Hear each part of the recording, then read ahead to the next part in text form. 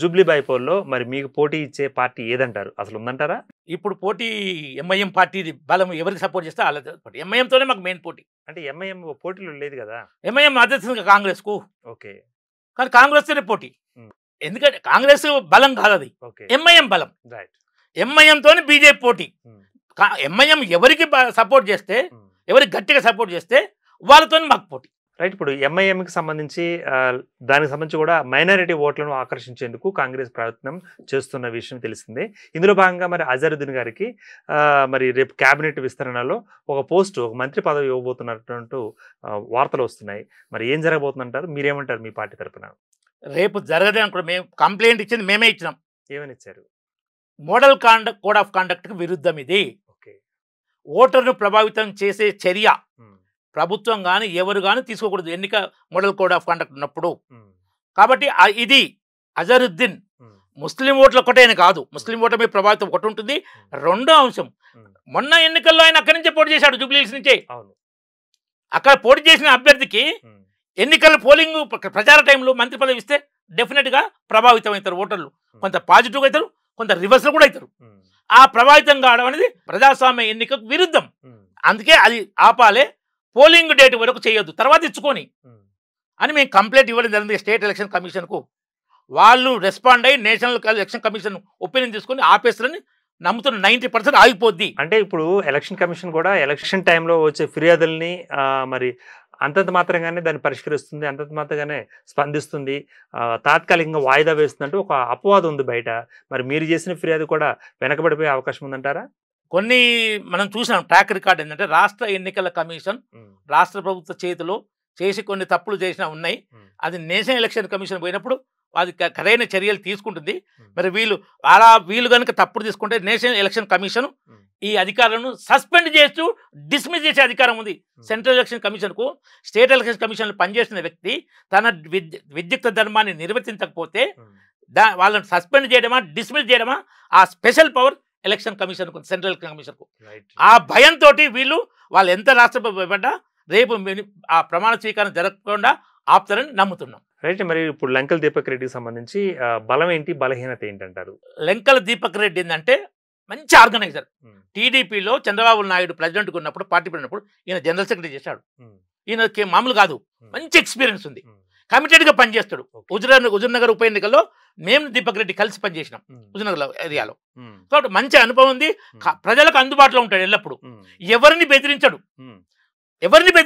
ఈ నవీన్ కుమార్ యాదవ్, శ్రీశైలం యాదవ్ లాగా, కేటీఆర్ లాగా ఎవరిని బెదిరించడు. కేసీఆర్ కూడా బెదిరించాడు చాలా. బిడ్డ 6 ముక్కలు నొక్తా నా ఫామ్ హౌస్కి వస్తాడు బండి సంజయ్ని అనకూడదు ముఖ్యమంత్రి. ఆయన మీద కేసు బుక్ చేయాలి, పోలీసులు చేయలే. సో ఇలాంటి చేయకుండా ప్రజలతో మమేకమై ఉండి ప్రజాసేవకును ఒక ధర్మంగా బీజేపీ విధానాన్ని ఫాలో అవుతూ ఉంటాడు. కాబట్టి ఆయనకు ప్లస్ పాయింట్ చాలా ఉన్నాయి. BJP plus point, Modi plus point, Deepak Reddy కూడా ప్లస్ పాయింట్. అంటే వీక్ పాయింట్స్ నేను ఒప్పుకోరా? వీక్ పాయింట్ ఉన్నాయి.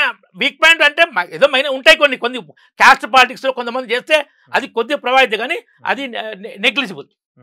క్యాస్ట్ పాలిటిక్స్ వరకు చేసే వాళ్ళ దగ్గర, అంతేగాని వ్యక్తిపరంగా అది is correct person to become MLA. Right అండి. ఇక చివరిగా మరి మీ యొక్క నాయకులు మరి అసంగతంగా ఉన్నారు, కలిసి లేరు, ఐకమత్యంతో లేరు, అందుకనే క్యాంపెయిన్లో పూర్తిగా అందరూ కనిపించడం లేదు జూబ్లీహిల్స్లో అంటూ బయట వినిపిస్తోంది. ఫైనల్గా ఏమంటారు దీని మీద? బీజేపీ వాళ్ళు వచ్చినంత మ్యాక్సిమం వేరే పార్టీలు ఎవరు వాళ్ళే రావట్లేదు.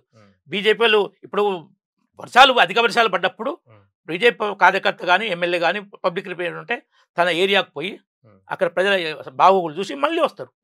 దాన్ని ఇక బీజేపీ వ్యతిరేక శక్తులు డబ్బులు పెట్టి కొంతమంది విషప్రచారం చేయిస్తారు. ఏం వంక అంటే ఏ లొంక అంటారు చూడండి. ఏదో వంక పెట్టడానికి ప్రయత్నం తప్ప బీజేపీ కార్యకర్త అద్భుతంగా. మీకు ఇంకో ఎగ్జాంపుల్ చెప్తాను. నాగార్జున సార్ ఉప ఎన్నికప్పుడు జానారెడ్డి కాంగ్రెస్ వాళ్ళు బయట నుంచి చేస్తుంటే వద్దు నాకు బయట వాళ్ళు ఎవరొద్దు, మేమే ప్రచారం. ఎందుకంటే కాంగ్రెస్ వాళ్ళు వస్తాను 1,00,000 5 లక్షలు డిమాండ్ చేయాలి, పనిచేయరు. కాంగ్రెస్ కానీ బీఆర్ఎస్ కానీ ఇది అందరూ చెప్పింది.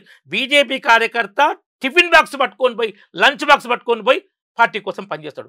కాంగ్రెస్ బీఆర్ఎస్ వాళ్ళు ఇంకా ఒక ఆయన ఉండు, ఎవరు మన ఎమ్మెల్యే, ఈయన మీద వివేక్ మీద ఓడిపోయిన మొన్న హుజరాబాద్ ఉప ఎన్నికలు వచ్చి ఒక బీఆర్ఎస్ కార్యకర్త ఇంట్లో ఇస్తే ఆయన ఇంకేదో పాడు పని చేసినట.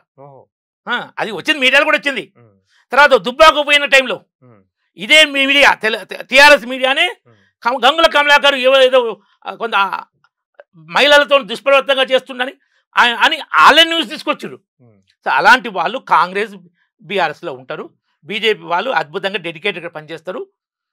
కాబట్టి వాళ్ళకున్న బీజేపీకి ఉన్న ప్లస్ పాయింట్ కార్యకర్త డెడికేషన్ మేజర్. అది ఈ రెండు పార్టీలకు లేవు.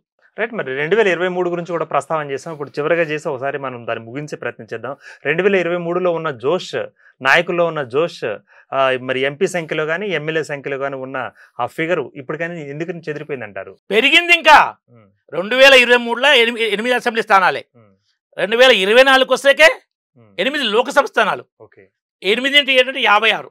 ఒక లోక్సభ అంటే 7 అసెంబ్లీలు మన తెలంగాణలో 56. అంత ఎంత పెరిగింది? ఎమ్మెల్సీ ఇంతకుముందు గ్రాడ్యుయేట్స్ ఎలక్షన్స్ మనం గెలవడం కష్టం ఉంటుంది బీజేపీకి. టీచర్స్ కూడా గెలిచిన 2. అంటే గ్రాఫ్ను పెంచుకోవడానికి బీజేపీ ప్రయత్నిస్తుందా, లేకపోతే అభ్యర్థులను గెలిపించుకోవడానికి ప్రయత్నిస్తుందా? అభ్యర్థులు గెలవడం అంటే గ్రాఫ్ పెరగడమే కదా. అభ్యర్థులు పెరగడం గ్రాఫ్ తగ్గడం అంటారు ఎవరన్నా? పార్టీ గ్రాఫ్ పెరుగుతుండే అభ్యర్థులు గెలిచేది. గ్రాఫ్ కూడా పెరుగుతుంది, అద్భుతంగా పెరుగుతుంది. గ్రాఫ్ అద్భుతంగా పెరుగుతుంది. కాబట్టి బీజేపీ తెలంగాణ ఇంత గెలిచింది, బయట అద్భుతంగా ఉంది. ఆ రెంటి ఫలితం జూబ్లీ హిల్స్లో కనబడుతుంది.